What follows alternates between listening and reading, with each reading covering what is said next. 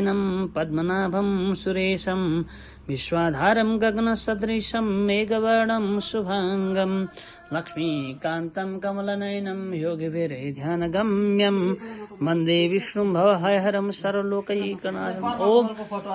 ओम महाविष्णवे नमो नमः। ओम महापुरुषोत्तमाय नमः। श्रीकृष्णाय नमः। राधा सहित श्रीकृष्णाय नमो नमः।